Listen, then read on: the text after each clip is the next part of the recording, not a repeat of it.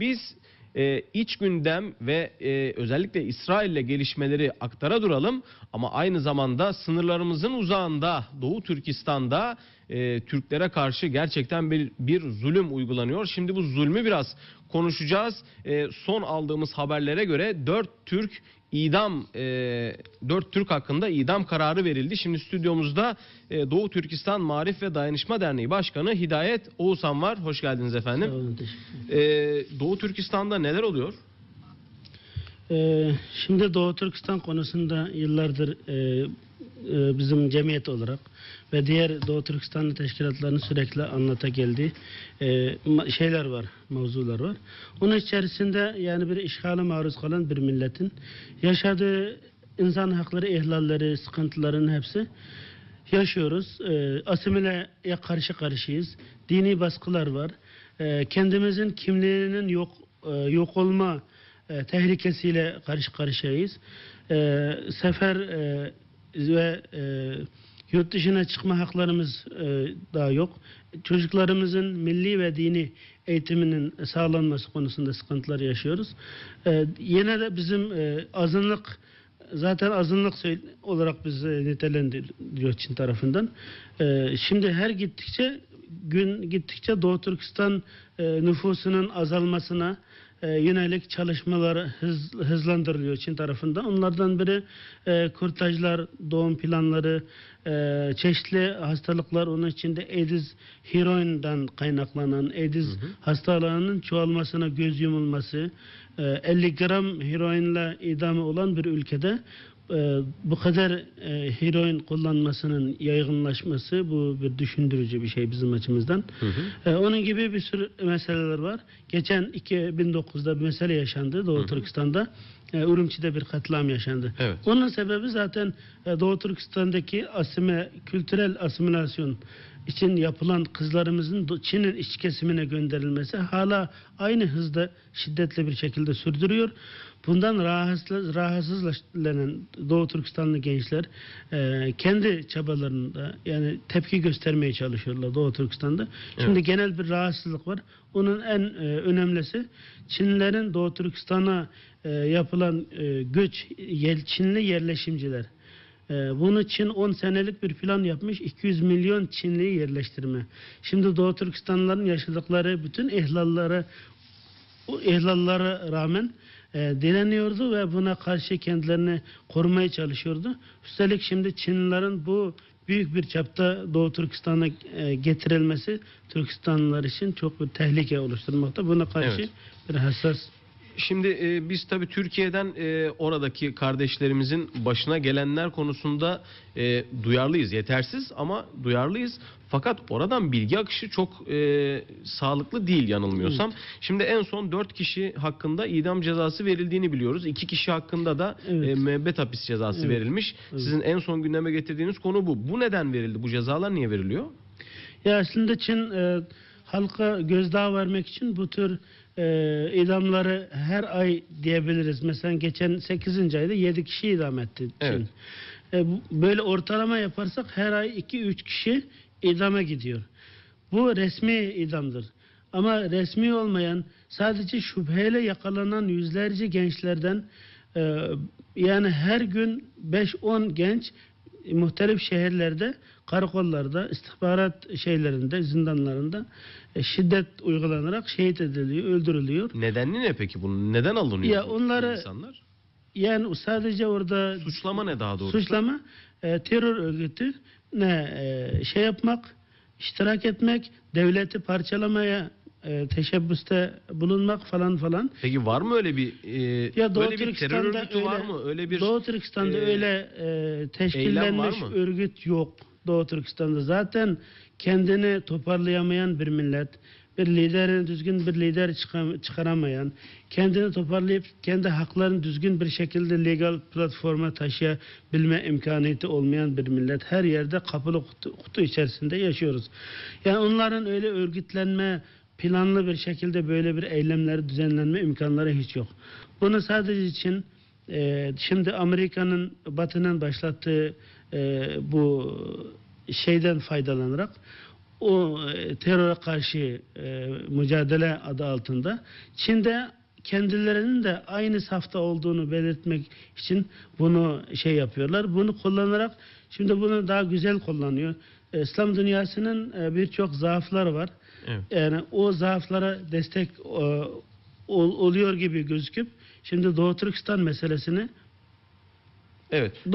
Şu anda ekrana da geçen seneki olaylardan sonra, Urumçi'deki olaylardan sonra çekilen görüntüler. Şu da Urumçi'deki olaylar sırasında çekilen görüntüler. Siz konuşmaya devam edebilirsiniz. Biz de bunu hatırlatalım izleyenlerimize. Şimdi Çin bu İslam dünyasının bazı zaaflarını şey yaparak Sudan'ın, bildiğimiz İran ve benzeri ülkelerin bazı sıkıntıları var. Yani Çin İslam dünyasına bir açılım yapıyor sürekli. Bunu yaparken Doğu Türkistan'ı gizlemeye alıyor. Yani burada öyle bir şeyin olmadığı, Müslümanları ve herhangi bir sıkıntı olmadığını ve buradaki sıkıntının sadece İslam dünyasının da kendisini rahatsız eden terör hareketinin bir parçası olduğunu iddia ederek, itham ederek bütün milleti ve yurt dışındaki barışçıl yollarla davasını anlatan kişiler ve teşkilatlara da bu suçlamayı yapıyor ve oradaki insanları yani hiç alakası olmasa da dış bağlantılı terör örgütü üyeleri diyerekten yalandan ve hiç herhangi bir legal prosedür uygulanmadan alıyorlar onları gece yarısı. Evet. Sadece orada karakolda döve döve onları parmak izlerini alıyorlar. Onların bütün suçlarını itiraf ettirerek zaten mahkeme çalışması da olmuyor. Sadece suçlarını şey yapıyor, sıralıyor ve bu suça karşın bu ceza verilmiştir. Muhabbettir, ölüm cezasıdır falan. Bazen 5-10 kişi toplu cezalandırılmak istediğin zaman milleti büyük bir meydana topluyor. Orada suçları ilan ediliyor ve buna falan kişiye muhabbet, falan kişiye idam verilmiştir diye ilan ediyor. Veya bazılarına ise yani 10 senelik kestiyse sürekli onu her sene legal yani gayrimeşru bir şekilde onun şeysini uzatıyor, cezasını.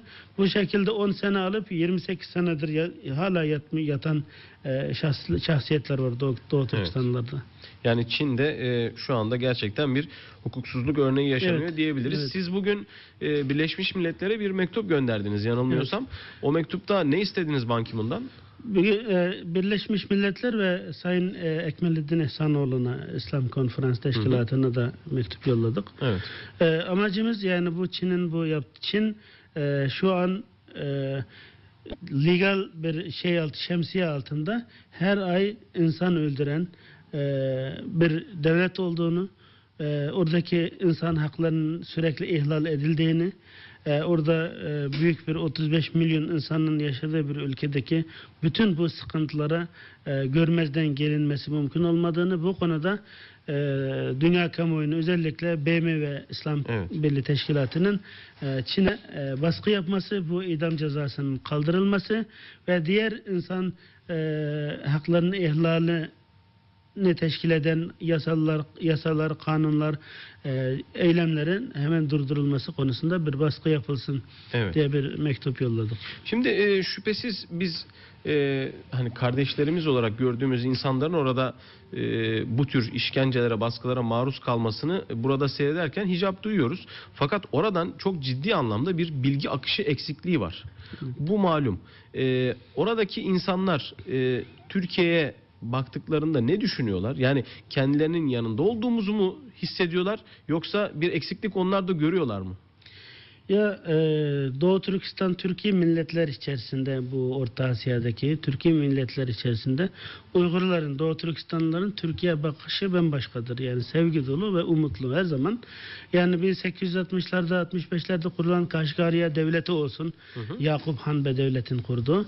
O zaman da Osmanlı'ya biat etmiş, para bastırmış, hutbeler okutmuş, bağlılığını kendilerinden yapmış.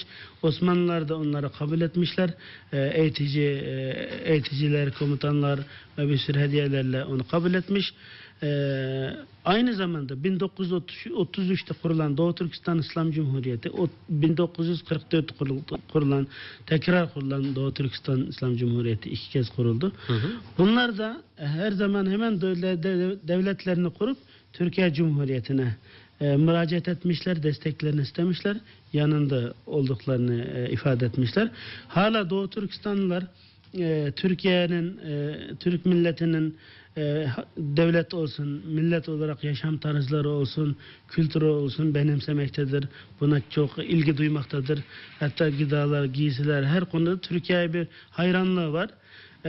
Doğu Türkistan davasında da zaten sadece Doğu Türkistan değil, dünyada ezilen milletler için şimdi görüyoruz her yerde Türkiye'nin bir yeri oldu. Yani söz sahibi artık Türkiye ve böyle güçlü bir konumu var. Türkistanlılar bundan önce de öyle bakıyordu, şimdi daha fazla umutla bakıyor Türkiye'ye. Onun için geçen sene Sayın Davutoğlu Dışişleri Bakanımızın Kaşgar ziyareti çok önemliydi. Orada mesajlar verildi. 1000 senelik aradaki kardeş kopukluk oradan tekrar başladığını, köprünün ihya edildiğini söylemesi, bu çok manidar şeydi. Bundan Doğu Türkistan halkı çok umutlandı. Şimdi bu konularda da Doğu Türkistan meselesinin çözümünde Türkiye'nin taraf ülke olarak ortaya çıkmasını umut ediyor Doğu Türkistan halkı. Evet. Yalnız bunun için de tabii bir Türk kamuoyu oluşturması lazım. Ben yine vurgu yapacağım. Oradan bilgi akışı gerçekten çok sağlıklı değil. Bunun da Evet. belki de suçlularından biri de sizsiniz. Onu da söyleyeyim. Ya bizde de eksiklik olabilir, evet, ama Türkiye tarafında da mesela Türkiye'nin eleştirildiği en önemli noktalardan biridir. Doğu Türkistan'a yeteri kadar destek vermediği konusunda zaman zaman eleştiriler alıyor. Fakat biz bu kadar olay yaşanıyor orada. Zaman zaman Türklerin başına çok farklı şeyler geliyor. Ne bir görüntü var, ne bir bilgi var elimizde. İşte olan bir olayı sizin aracılığınızla ancak duyabiliyoruz. Ve mesela 4 kişi idam cezası alacak. Ne için alacağı muğlak. Efendime söyleyeyim, ne zaman işte hayata belki veda edecekleri muğlak. Bu konuda gerçekten özellikle sizlere de hem Doğu Türkistan vakıfları, dernekleri çok sayıda mevcut. Evet. Size de çok büyük görev düşüyor. Onu da ben hatırlatmak istiyorum. Evet. Son artık birkaç dakikamız var. Bu dakikalarda da ben bu 4 kişinin acaba kurtulma umudu var mı diye soracağım size. Evet, bugün yapmakta olduğumuz bu çalışmalardan çok umutlu olmasak da burada görevimizi yaptığımızı düşünüyoruz. Ama umutlu olan tek bir yer kaldı. Orası ise bizim Türkiye hükümeti, Sayın Başbakanımız Recep Tayyip Erdoğan ve Dışişleri Bakanımızın bu işe el atmasıdır. Çin'in her ne kadar böyle şımarık ve ters bir ülke olmasına rağmen Türkiye'ye bu noktada şey yapacağını düşünüyorum. Hemen hatırlatayım, Arap Baharı diye bir şey var biliyorsunuz. Daha şımarık olan diktatörler bile gitti. Evet, o konuda şimdi geçen Sayın Başbakanımızın Ürümçi olayındaki sert çıkışına aslında Çin çok şaşırdı ve karşılıklı sert davranış beklenirken Çin onu yapmadı. Hemen Türkiye ile ilişkisini düzeltmeye yönelik çok çaba sarf etti. Buna bakarak Türkiye'nin bugünkü söz sahibi olan güçlü konumuna da göz atarsak, eğer şimdi önümüzdeki bu ay içerisinde Sayın Başbakanımızın Çin'e bir ziyareti söz konusu, o haberler gelmişti. Eğer bu ziyaret gerçekleşecekse, bu idamlar varken gitmesi Doğu Türkistanlıları biraz mağdur eder. O yüzden Sayın Başbakanımız, Dışişleri Bakanımız bu konuda el atması, bence yanıtsız kalmayacağını, bunu Çinliler reddedemeyecek diye düşünüyorum yani. En azından idamların ertelenmesi söz konusu diye düşünüyorum. Hidayet Oğuzhan, çok teşekkür ediyoruz Sağ olun, aktardığınız teşekkür bilgiler ediyorum. için. Allah razı olsun. Sağ olun. Sevgili